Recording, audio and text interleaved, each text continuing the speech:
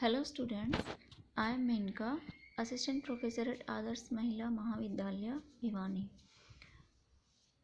Today I am going to teach you a very famous epic poem, Paradise Lost, Book 1, written by John Milton. Samuel Johnson praised Paradise Lost as a poem which, with respect to design, may claim the first place, and with respect to performance, the second, among the production of the human mind. Now, first of all, I would like to give you an introduction of the writer John Milton. John Milton was an English poet who served as a civil servant for the Commonwealth of England. He was born in London on December 1608 and died in London on November 1674. He was an English poet, polemicist, and man of letters, and a civil servant for the Commonwealth of England under Oliver Cromwell.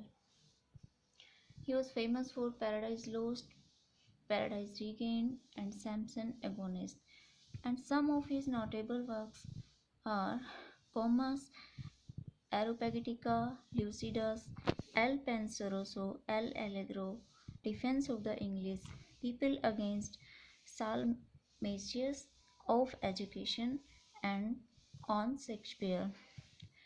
These were some of his notable works. William Haley's in 1796 biography called him the greatest English author, and he remains regarded as one of the prominent writers in the English language. Poets such as William Blake, William Wordsworth, and Thomas Hardy also praised him.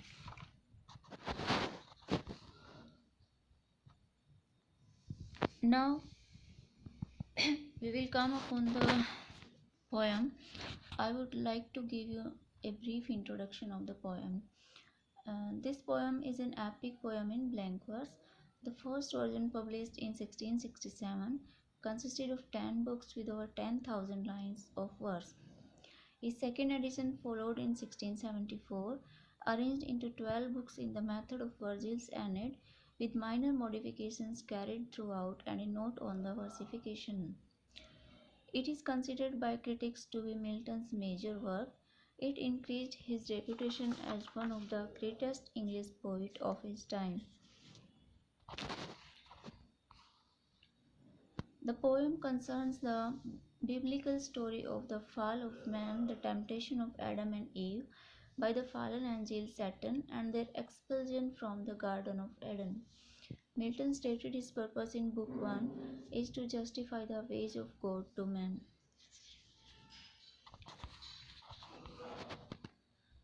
Now the question arises, why did Milton wrote Paradise? He concluded that the story might fail as a drama but succeed as an epic. In 1656, the blind Milton began to recite verse each morning to one of his two daughters, who wrote his poem down for him. Milton continued to dictate Paradise Lost for some years, finishing in 1667 when it was first published in 10 books.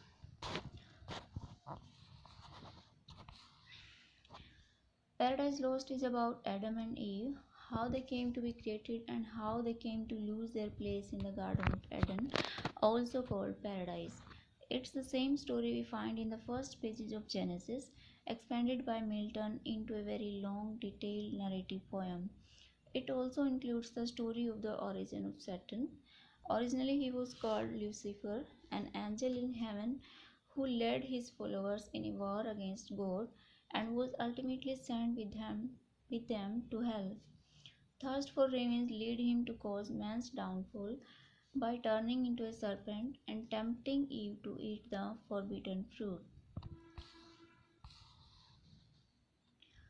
Now, in Book 1, Milton begins his poem with a prologue in which Milton states the purpose of Paradise Lost to justify the ways of God to humans and tells the story of their fall. Following the epic tradition, Milton invokes a heavenly muse to help him tell the tale. The muse he calls upon is the same one who inspired Moses to write part of the Bible, he claims. Milton uses the gift of the muse to explain what led to the fall of man, and he introduces the character of Satan, a former great angel in heaven known as Lucifer. The poem opens with an invocation to the heavenly muse of ancient classical mythology. In seeking poetic inspiration from the heavenly muse, Milton touches upon the subject of the poem, man's first disobedience to God in eating the forbidden fruit, and the consequently fall of man. Man's fatal act in eating that fruit introduced death and misery into the universe and deprived mankind of the happiness of Eden until Christ restored mankind to paradise. The heavenly muse invoked by Milton provided inspiration to Moses on Mount Sinai for writing account of the creation with which the book of Genesis opens. The muse also inhabits the brook Siloah, which flows by the temple at Jerusalem and perhaps finds more delight there. Milton proposes to write a poem nobler than any written by ancient Greek and Roman epic poets. He seeks the help of the heavenly muse in order to deal with a subject not attempted so far by anyone in prose or verse. His object is to assert eternal providence and justify the ways of God to man. The reason for the fall of Adam and Eve. Now Milton explains the reason for the fall of Adam and Eve. Milton begins his story by asking the reason why Adam and Eve, our first parents, fell from divine grace in spite of the fact that they were lords of the world with one single restraint imposed on them. Who first reduced them to that full revolt? It was the infernal serpent who, promoted by feeling of envy and revenge, deceived Eve, the mother of mankind. Because of his inordinate pride and his ambition to rise above God, Satan waged an impious war in heaven, with the result that God expelled him from there and flung him and the other rebellious angels down into the bottomless pit of hell, where they were condemned to suffer everlasting punishment.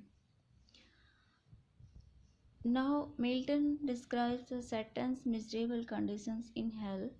Although he was immoral, Satan was completely confused and stunned by the fall from heaven. He now lay outstretched upon a fiery lake. On recovering from his stupor, he felt tormented by the thought both of the happiness that he had lost and of endless pain that he would have to endure. Though he felt sorrowful, his misery was mingled with a stubborn pride and firm hatred. Milton gives us a picture of hell partly through our own eyes and partly through the eyes of Satan. Now, Milton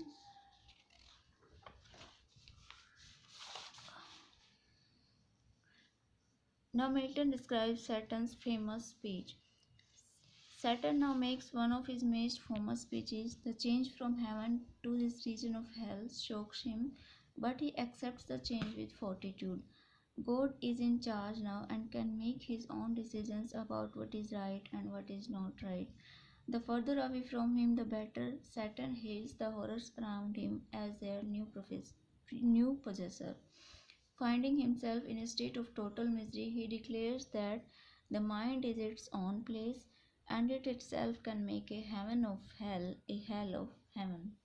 The epigram is powerful. In an appropriate context, it could be interpreted as a dignified resignation to undeserved hardship. But as used here, it is absurd. Satan talks of being still the same. He says that he is in everything else equal to God except that God has a store of thunder at his disposal, and he declares, here at least we shall be free. This place of utter desolation is such that God will not, even out of envy, drive away Satan and his companion from here. Here they may reign secure. Better to reign in hell than serve in heaven. This is the famous quote of Satan. He then speaks of his followers and associates who still lie tuned on the lake. He suggests that they should be roused from their stupor and brought here to decide what course of action should be adopted in order to regain whatever they can in heaven, or to lose what more there is to be lost. Beelzebub supports Satan's suggestion. The followers have only to hear the voice of their trusted leader, and they will resume their courage, says Beelzebub. Now they construct a big building where all the fallen angels gathered. A second group of devils taps the lake of liquid fire and leads it by sluices to cells where the ore is melted. A third group conveys the molten mass from the cells to numerous molds where it is shaped and cooled. A vast structure now emerges out of the earth. Milton effectively describes the dignity, the amplitude, and the general magnificence of this building.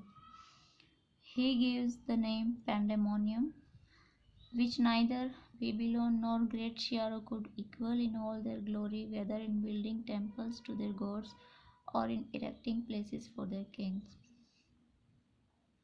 Some of them praises the work and some of praise the architect.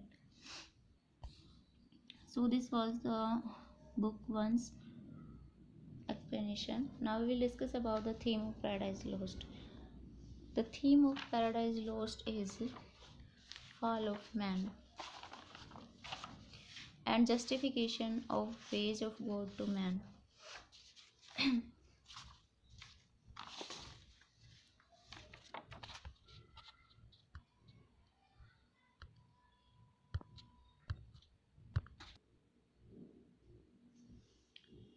The actual story of Adam and Eve is very briefly narrated in the Genesis. The central episode of Satan's revolt against God and his defeat by the Son of God is illuminated as the origin of difficulties which man will experience. The theme of Paradise Lost, taken as a whole, may also be regarded as the justification of ways of God to man. As Milton says, that to height of this great argument I may assert eternal providence and justify the ways of God to man. Man may be able to appreciate God's ways only when he understands properly the nature of evil. Man has his own weaknesses, but he can achieve God's providence by surrendering himself entirely to his will. Now we will discuss about the grand style of Milton. According to Raleigh, the name of Milton has become the mark not of a biography, not of theme, but of a style the most distinguished in our poetry. It would not be wrong to say that the word sublimity can only do justice with Milton's mature style. The full greatness of Paradise Lost can be understood from the fact that it has been compared with great epics of poets like Homer, Virgil, etc. The portrait of Saturn in Book 1 is ample proof of Milton's grand style.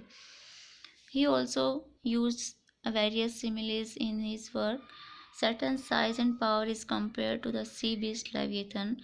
He compares the vast number and confusion of the fallen angels to thick as autumnal leaves that shows the brooks in Valambros. The truth is that Paradise Lost is full of such epic similes. He uses plain as well as Homeric similes. He is master of what Raleigh calls the packed line. Each word and phrase is loaded with full of weight of meaning. Now at last I would like to describe the quotation of John Milton.